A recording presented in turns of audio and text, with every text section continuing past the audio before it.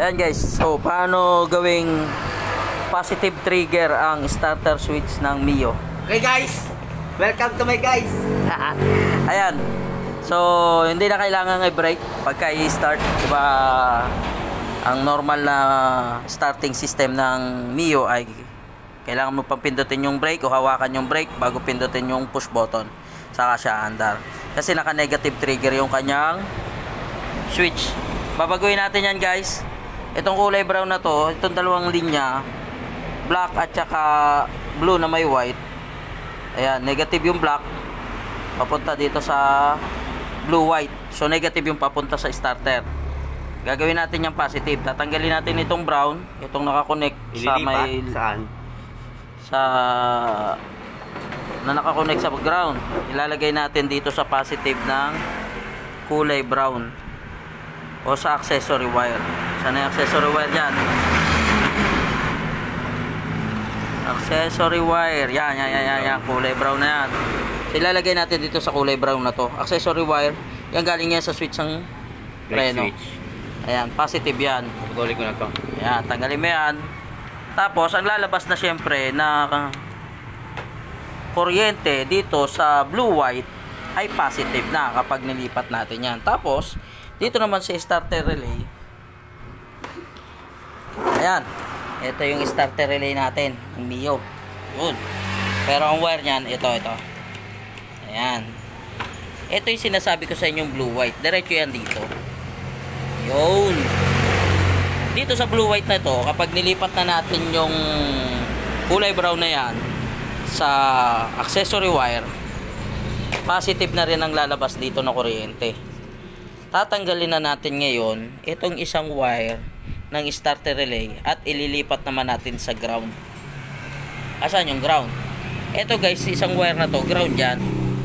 Galing yan dito sa negative ng battery. Ayan, dyan natin ililipat. So tatanggalin yan para ilipat dito at magiging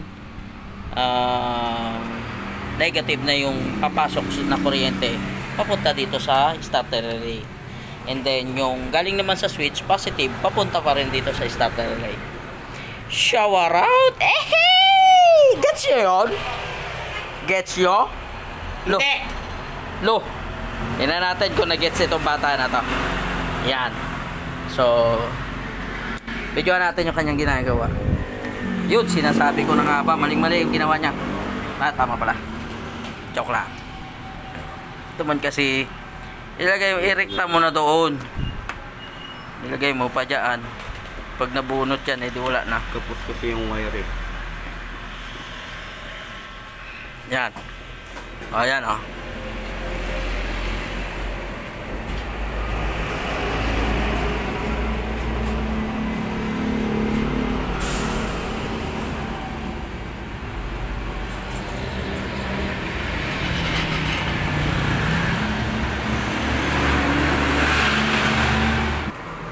Ayan guys, siya na medyo naging chapsoy. Yung brown naging blue.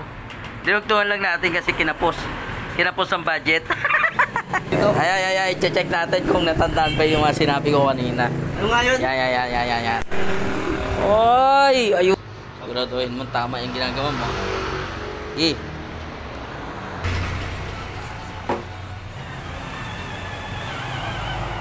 Hindi na ako namulutan kagabi ng muli. Ay, lalagyan natin sa brown. Ganyan lang yan guys. Pag hindi nyo alam. Sama na lang natin to, no? Yun. Kita nyo yun, guys? Yun. May nakarekta na kulay dilaw do. Ay, kulay dilaw, oh. Ayan, guys, oh. So, doon sa kabila kung nagal. ayan, guys, oh. Ay, wala. Pakinggan nyo. Oh, hindi yan nakapreno ha. Hindi na nakapreno yan, guys. Oh, wala na preno yan. Starter na lang yan. Starter na lang ang may problema dyan. Ang problema, sira yung starter motor. Genuine. Starter motor. Tignan natin, yumiko. Kain jowa mo, kapahigit ka. Parang yung jowa nyo. Ay, parang itong lalaking to. pinapakaikot-ikot ka lang. Oh.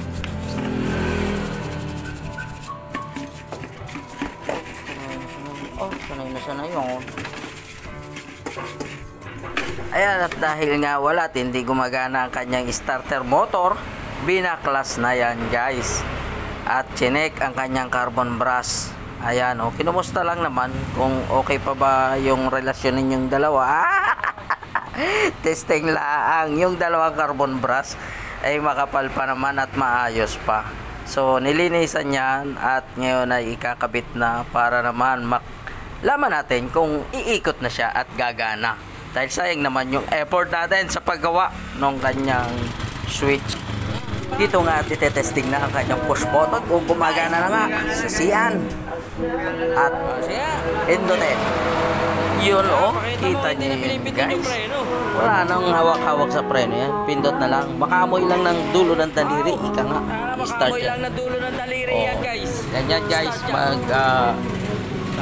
Mag-convert ng starter switch. Positive trigger para sa Mio. Hindi na kailangan hawakan ng preno. I-start na yan guys. Shower out once again dito sa Kuya Joe Motorcycle Shop. Buti na lang nandito si Pukoy. Ay nalobat. Yo.